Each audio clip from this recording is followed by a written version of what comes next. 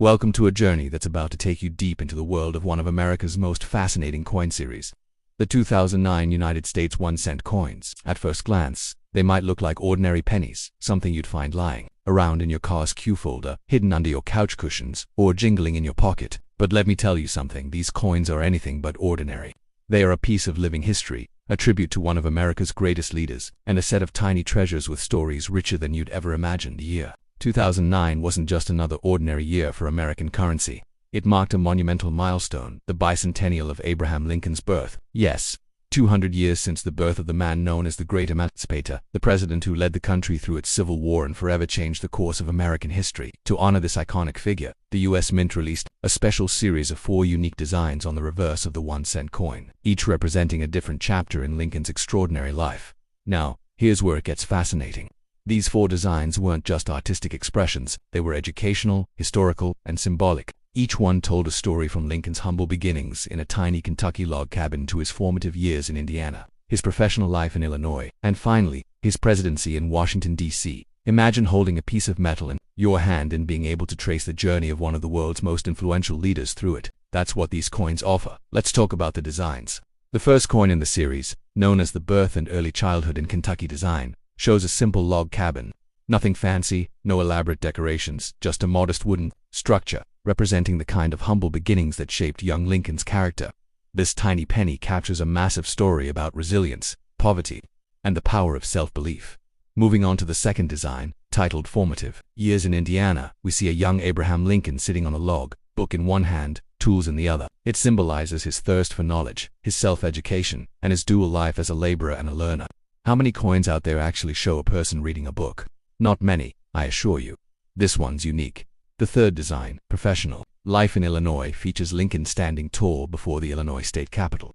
This was the period when he earned his reputation as a skilled lawyer and a rising politician. It reminds us that success often comes from years of dedication, debate, and determination, and this tiny copper piece tells that story. Finally, the fourth design, Presidency in Washington, D.C., depicts a partially completed U.S. Capitol dome. At first glance, you might wonder why the dome isn't finished. Well, here's a little-known fact. During the Civil War, construction of the dome continued even as the nation was tearing itself apart.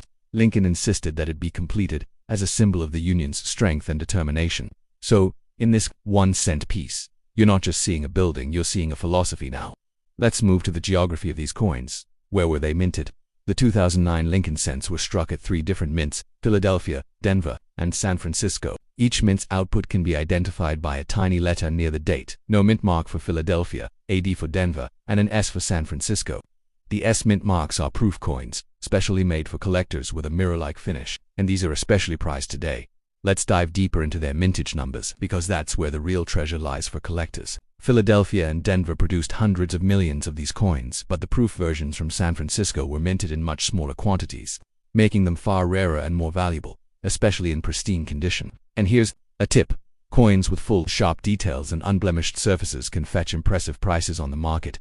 But value in numismatics isn't just about mintage numbers, it's also about errors, and the 2009 Lincoln cents have their fair share. Some coins were struck with doubled dies, where certain parts of the design appear doubled. These errors are highly sought after by collectors and can dramatically increase a coin's value. Imagine finding one in your spare change.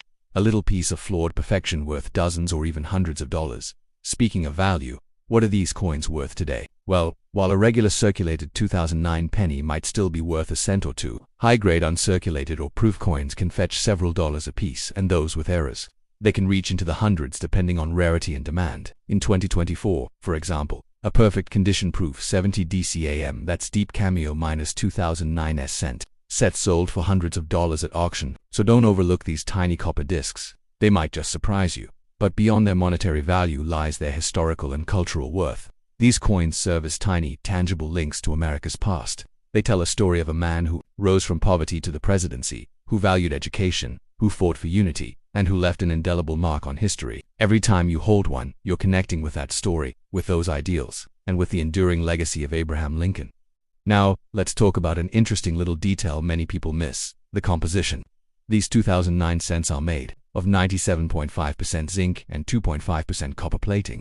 Just like other modern U.S. pennies since 1982, However, their designs make them stand out dramatically. It's a reminder that sometimes the smallest things in life, often overlooked, hold the greatest stories. And you know what else makes them fascinating? The fact that these were one-year-only designs. In 2010, the US Mint moved on to a new reverse design, known as the Union Shield, marking the end of this special 4-coin series. This exclusivity makes the 2009 pennies highly collectible because it was a one-time tribute, never repeated. Did you know collectors have built entire collections around just these 4 designs? Some specialize in assembling complete sets of Philadelphia, Denver, and San Francisco issues, including proofs and error coins. These sets can become valuable heirlooms and historical keepsakes for future generations. It gets even better. Coin clubs, school history programs, and national parks even used these coins for educational projects.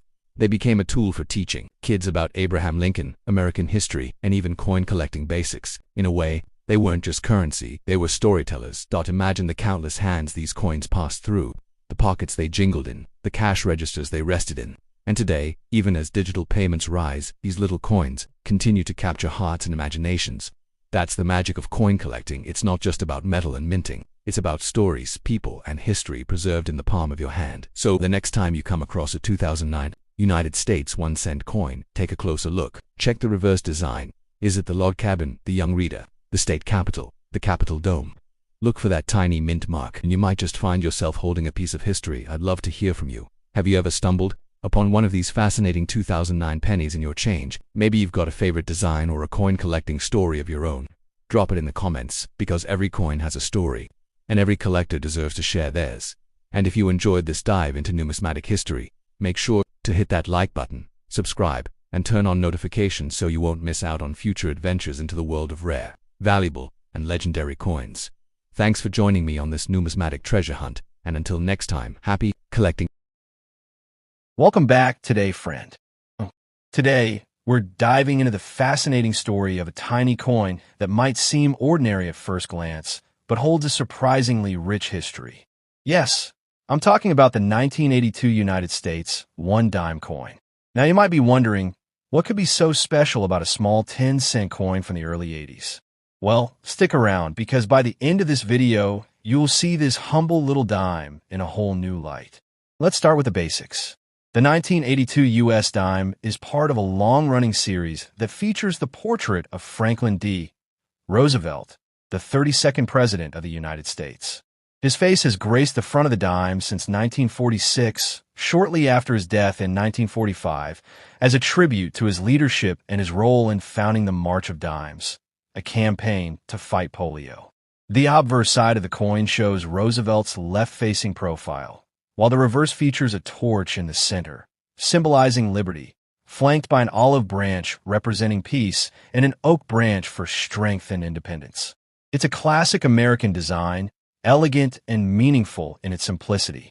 Now, geographically speaking, the 1982 dime was struck at multiple mints across the United States, most notably the Philadelphia Mint, marked with a P, and the Denver Mint, marked with a D.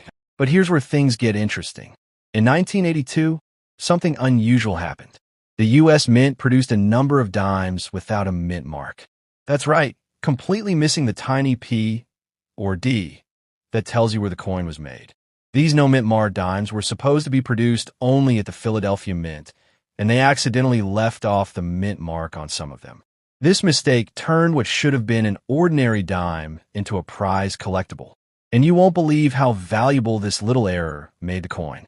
A 1982 no-P dime in uncirculated or near-perfect condition can sell for hundreds or even thousands of dollars today, depending on its quality and grade. Imagine finding one of these in your pocket change, a coin worth more than $100 hiding in plain sight. But even beyond the error, the 1982 dime is an important piece of American coinage history.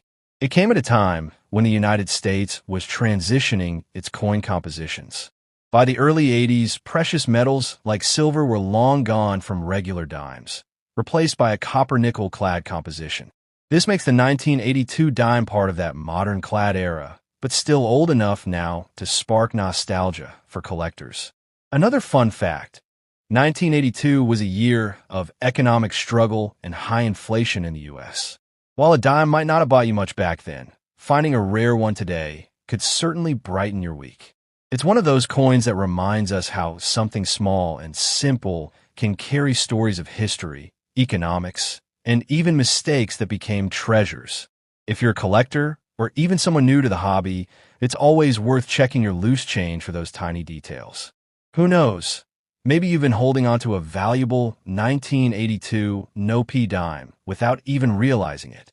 Look closely next time you come across a dime from this year. Is the mint mark missing? If so, you might just have a little treasure in your hand. So what's the takeaway here? The 1982 United States 1 dime may be a tiny coin, but it's big on history and potential value. Its classic Roosevelt design, its place in the shifting landscape of U.S. coinage, and that legendary no mint mark error all combine to make it a fascinating piece for any collector's album. Have you ever found a rare or valuable coin in your pocket change? Maybe an old silver coin, a misprint, or one with a unique feature. Share your story in the comments below. I'd love to hear about your discoveries. And if you enjoyed this dive into the world of rare and interesting coins, don't forget to hit that like button, subscribe, and check out the next video for more coin collecting secrets and surprises. Who knew a little dime could hold so much history?